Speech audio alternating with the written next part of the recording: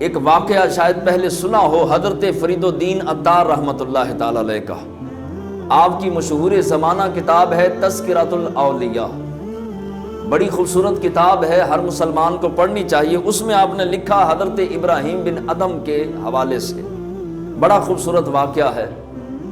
آپ فرماتے ہیں کہ میں حج پہ گیا تو جب میں فارغ ہوا حج کر کے، صفا مروہ کی سعی کر کے، طواف کعبہ کر کے، میدان عرفات سے سارے مناسک میں نے پورے کر لیے، حج سے فارغ ہوا تو میری آنکھ لگ گئی۔ فرماتے ہیں کہ خواب میں کیا دیکھتا ہوں کہ دو فرشتے ہیں، وہ آپس میں کلام کر رہے ہیں، آپس میں گفتگو کر رہے ہیں۔ ایک فرشتہ پوچھتا ہے تیرے اندازے کے مطابق حج پہ کتنے لوگ آئے ہوں گے؟ تو دوسرا فرشتہ کہنے لگا کہ 6 لاکھ بندہ۔ اس وقت جو ہے وہ خچروں پہ حج ہوتے، اونٹوں پہ، گھوڑوں پہ، پیدل چل کے جو ہے وہ سفر کر کے حج کیا جاتا۔ تو فرشتہ کہنے لگا 6 لاکھ حاجی موجود ہیں۔ اب وہ فرشتہ سوال کرنے والا وہ کہنے لگا نتیجہ کیا نکلا؟ کیا نتیجہ ہے؟ 6 لاکھ لوگ آئے، حج کیا، محنت کی، کوشش کی، تو نتیجہ کیا ہے؟ تو جواب دینے والے فرشتے نے کہا کہ نتیجہ 0 ہے، نتیجہ 0 ہے، ایک بندے کا بھی حج قبول نہیں ہوا۔ اب جو ہے وہ حضرت فرید الدین عطار لکھتے ہیں کہ آپ فرماتے ہیں کہ میں پریشان ہوا، میں نے کہا کہ ایک بندے کا بھی حج قبول نہیں ہوا۔ تو پہلا فرشتہ کہنے لگا کہ ذاتی طور پر ایک بندے کا بھی حج قبول نہیں ہوا، ہاں دمشق کا فلاں موچی ہے، جوتیاں گانٹھنے والا، بیٹھ کر لوگوں کی جوتیاں گانٹھ کر زندگی کے دن گزارنے والا ایک موچی ہے، اس موچی کی وجہ سے، اس موچی کے صدقے سے اللہ نے ان 6 لاکھ کے 6 لاکھ لوگوں کا حج قبول فرمایا۔ ذاتی حیثیت سے قبول نہیں ہوا، صرف اس موچی کی وجہ سے ان 6 لاکھ کا حج رب نے قبول فرما لیا۔ آپ فرماتے ہیں میں پریشان ہوا کہ وہ موچی کتنا بڑا رب کا بندہ ہوگا، اس کا مرتبہ و مقام، عظمت و شان اللہ کی نگاہ میں کتنی ہوگی۔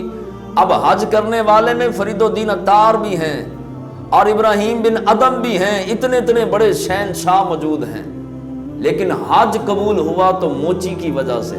آپ فرماتے ہیں میں صبح اٹھا، میں نے دمشق کا جو ہے وہ ارادہ کیا، حج سے میں فارغ ہو چکا تھا، نام کا مجھے فرشتوں کے ذریعے سے خواب ہی کے اندر پتہ چل گیا کہ نام یہ ہے، علاقہ دمشق ہے۔ میں دمشق پہنچا، میں پوچھتے اس موچی تک پہنچ گیا، میں نے دیکھا کہ وہ جوتیاں گانٹ رہا ہے۔ آپ فرماتے ہیں کہ میں تھوڑی دیر رکا، اس کے چہرے کو دیکھا، اس کے کام کو دیکھا کہ اللہ تبارک و تعالیٰ کو اس کی کون سی ادا پسند آئی ہے۔ فرماتے ہیں میں قریب جا کے بیٹھ گیا، میں نے کہا کہ میں تیرا مہمان ہوں، اگر تیرے لیے ممکن ہے تو ایک رات مجھے اپنے پاس رکھ۔ وہ موچی کہنے لگا ٹھیک ہے، کام تھوڑا سا میرا ہے، کام ختم ہوتا ہے گھر چلتے ہیں، پھر میں آپ کو کھانا پیش کروں گا۔ کام ختم ہوا، موچی نے بزرگوں کو ساتھ لیا، گھر چلے گئے۔ فرماتے ہیں کہ میں نے اس موچی سے پوچھا کہ کون سا عمل کرتا ہے کہ رب کی بارگاہ میں تیرا مقام، رتبہ اور شان اتنی بلند ہے، حج کے کرنے والوں میں میں بھی شامل تھا۔ آپ نے جب تعارف کروایا تو وہ موچی کھڑا ہو گیا، ہاتھ چومے، آپ کا جو ہے وہ استقبال کیا، عزت کی۔ آپ نے فرمایا لائق عزت تو تو ہے، عزت کے لائق تو تو ہے، میں تو حج کرنے والوں میں شامل تھا، مگر میرا بھی حج قبول تیرے صدقے سے ہوا ہے، بتا تو کون سا عمل کرتا ہے؟ اس نے کہا حضور میں تو صرف فرض نمازیں پڑھتا ہوں، کوئی لمبی چوڑی نمازیں بھی نہیں ہیں۔ فرمایا بتا تو کون سا حاجی ہے، کون سا نمازی ہے، کون سا سخی ہے، کون سا پرہیزگار ہے کہ رب نے 6 لاکھ میں سے ایک بندے کا بھی حج قبول نہیں کیا تو تیری وجہ سے کیا۔ کہنے لگا حضور ساری زندگی میں پائی کر کے پیسے جوڑتا رہا۔ اب وہ نیکی بتانے لگا جس نیکی کی وجہ سے اللہ نے اتنا بڑا رتبہ دیا۔ کہنے لگا حضور ساری زندگی پائی کر کے پیسے جوڑتا رہا، کبھی نمک جو ہے وہ پانی میں ڈال کے گھول کے اس کے ساتھ روٹی کھائی، کبھی لسی کے ساتھ، کبھی پیاز کے ساتھ، کبھی گڑ کے ساتھ، کبھی شکر اور شہد کے ساتھ۔ اور کبھی نہیں ملی تو بھوکے پیٹ سو گئے، لیکن مجھے شوق بڑا تھا سونے کا روزہ دیکھوں۔ دل کے اندر ارمان تھے، تمنا تھی، خواہش تھی، سچا پیار تھا، سچی محبت تھی۔ میں ایک ایک پائی پائی کر کے جوڑتا رہا، ساری زندگی گزر گئی۔ اس سال میں نے حج کے پیسے جمع کر لیے، پیسے جمع کیے، میں نے نکلنا تھا، چند دن کے بعد حج کے لیے روانہ ہونا تھا۔ میں گھر میں بیٹھا تھا، میں نے مٹی کے پیالے میں پانی ڈالا، تھوڑا سا نمک ڈالا، روٹی کو بھگو کر کھا رہا تھا، اچانک مجھے گوشت کے پکنے کی خوشبو آئی۔ اب گوشت کے پکنے کی خوشبو آئی تو میں سمجھ گیا کہ ہمسائے آج گوشت بنا رہے ہیں۔ میں نے اپنی بیوی کو بلایا، میں نے کہا تھالی پکڑ، پلیٹ پکڑ، ساتھ والے گھر چل جا اور وہاں سے تھوڑا سا سالن لے کے آ۔ بڑی دیر ہو چکی، میں نے مدینے جانا تھا تو مدینے جانے کے چاہ میں، خوشی میں گوشت کھانا ہی چھوڑ دیا۔ اچھے کھانے میں نے عرصہ ہوا نہیں کھائے، آج گوشت کی خوشبو نے مجبور کر دیا، تھالی لے جا اور تھوڑا سا سالن لے کے آ۔ اس موچی کی زوجہ نے تھالی پکڑی، پلیٹ پکڑی، ساتھ والے گھر میں گئی، دروازے پر دستک دی، اندر سے آواز آئی، بی بی چلی جا، یہ گوشت تیرے کھانے کے قابل نہیں ہے، چلی جا، یہ گوشت تیرے کھانے کے قابل نہیں ہے، لوٹ جا، پلٹ جا، واپس چلی جا۔ وہ جب واپس آئی گھر میں، موچی کو بتایا، کہنے لگے وہ ساتھ والی بی بی کہتی ہے کہ یہ گوشت تمہارے کھانے والا نہیں ہے۔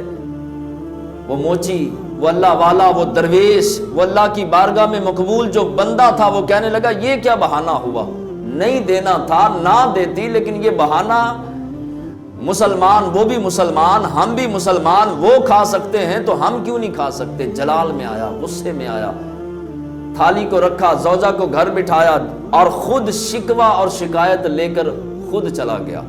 جا کے دروازے پر دستک دی، اندر سے آواز آئی، کون؟ کہا تمہارا ہمسایہ موچی بات کر رہا ہوں۔ میری بہن، اگر تو نے سالن نہیں دینا تھا سیدھا جواب دے دیتی، یہ بہانہ کیا بہانہ تھا کہ تو نے کہا کہ تمہارے کھانے کے قابل نہیں ہے؟ میری غلطی ہے کہ میں تھالی بھیج دی اپنی زوجہ کے ہاتھ میں، مجھے نہیں بھیجنی چاہیے تھی، لیکن چلو میں نے بھیج دی تھی، تجھے چاہیے تھا کہ سالن دے دیتی، سے سالن سے کیا فرق پڑتا ہے؟ اندر سے رونے کی آواز آئی، کہا او میرے بھائی، تو غصہ کر گیا، تو جلال میں آ گیا، تو نے تو شکوے کی بولی بولنا شروع کر دی، تجھے پتا نہیں ہے ساری زندگی میں چھپا چھپا کے رکھتی رہی، اب سن میں سید زادی ہوں، میرے شوہر کا انتقال ہو چکا ہے، میری یتیم بچیاں ہیں جو کئی دن سے فاقے میں تھیں، کئی دن سے بھوکی تھیں، ان کے پاس کھانے کے لیے کچھ نہیں تھا، میں گھر سے نکلتی، میں طرح طرح کے دروازوں پہ جاتی، مگر مانگتی نہیں تھی، ہاتھ نہیں پھیلاتی تھی، سوال نہیں کرتی تھی کہ کہیں نانا جان ناراض نہ ہو جائیں، کہیں میرے بابا حسن و حسین حیدر کرار ناراض نہ ہوں کہ بیٹی ہماری اور لوگوں کے سامنے ہاتھ پھیلائے۔ میں نے کسی سے مانگا نہیں، آج بھی میں باہر گئی، بہت حوصلہ کیا کہ فلاں سے کہوں، فلاں سے کہوں، میرے بچے کئی دن سے بھوک اور پیاس کی شدت سے بلک رہے ہیں، لیکن حوصلہ نہیں پڑا، میں نے کسی سے نہیں مانگا۔ ہاں ایک مرا ہوا گدھا تھا، میں نے گوشت کا ٹکڑا اس کا کاٹا، کاٹ کے گھر لائی، اس کو دھویا، دھو کے ہنڈیا کے اندر رکھا، پانی ڈالا، ابلنا شروع ہو گیا، وہ گوشت جو ہے وہ ابالنے کے لیے رکھ دیا۔ میں نے کہا کہ اگر تو سو جائیں گے تو نہیں کھلاؤں گی، اور اگر دیکھوں گی کہ اگر جان نکلنے والی ہو گئی، بھوک سے مرنے والے ہو گئے تو پھر کھلا دوں گی۔ اب جو ہے وہ میں اسی انتظار میں تھی، تجھے خوشبو چلی گئی، تو نے پلیٹ بھیج دی۔ میرے بھائی یہ سارا ماجرا، سارا معاملہ یہ ہے۔ موچی کی چیخیں نکل گئیں، دوڑتا ہوا گھر گیا، وہ جو حج کے پیسے جمع کیے تھے، پیسوں کو پکڑا، چوما، سینے سے لگایا، کہا حضور کا روزہ پھر دیکھ لیں گے، حضور کی آل پاک کی خدمت کرتے ہیں، سید زادی کے قدموں میں رکھے پیسے سارے حج کے، ہاتھ جوڑے، کہا کہ قیامت والے دن نانا کی بارگاہ میں شکایت نہ لگانا، پڑوسی ہمارا تھا، حج کے لیے میں کس منہ سے جاتا، کس منہ سے در رسول پہ جا کر کے آپ کا یا اپنا سلام کہتا، میں تو روزہ رسول سے دتکار دیا جاتا، واپس بھیج دیا جاتا۔ اے سید زادی، یہ چھوٹا سا نذرانہ میرے غریب کی ساری زندگی کی جمع پونجی ہے، قبول کیجئے۔ آپ فرماتے ہیں کہ یہ وہ نیکی تھی جس نیکی کی وجہ سے موچی کو اللہ نے عرش سے بھی اعلیٰ رتبہ عطا فرما دیا، اور 6 لاکھ حاجیوں کا اس موچی کی وجہ سے حج قبول ہوا۔ اور بزرگ فرماتے ہیں کہ خالق کائنات نے اس موچی کی شکل میں ایک فرشتہ پیدا کیا، اور اس فرشتے کی ڈیوٹی لگائی کہ تو نے 24 گھنٹے طواف کعبہ کرتے رہنا ہے، ہر سال حج کرنا ہے، 1 سال نہیں، 2 سال نہیں، 100 سال نہیں، قیامت تک حج کرتے رہنا ہے، اور اس سارے حج عمرے طواف کا ثواب اس موچی کے نامہ اعمال میں منتقل کرتے جانا۔ انسان کرے تو صحیح، انسان بن کے تو دیکھے، تیری نسل پاک میں ہے بچہ بچہ نور کا، تو ہے عین نور، تیرا سب گھرانہ نور کا۔ حضور کا گھرانہ نور کا گھرانہ ہے۔ یہ اولیاء نے اس طرح اللہ کی بارگاہ میں مرتبہ مقام حاصل کیا، تو کبھی بھی کوئی موچی ہے، کوئی ترخان ہے، کوئی کمہار ہے، کوئی چھوٹا ریڑی بان ہے، کوئی تھڑے پہ بیٹھ کر جو ہے وہ مونگ پھلی بیچنے والا، گنڈیریاں بیچنے والا، امرود بیچنے والا، شربت بیچنے والا کوئی بھی ہے، کبھی کسی کو حقیر مت جاننا۔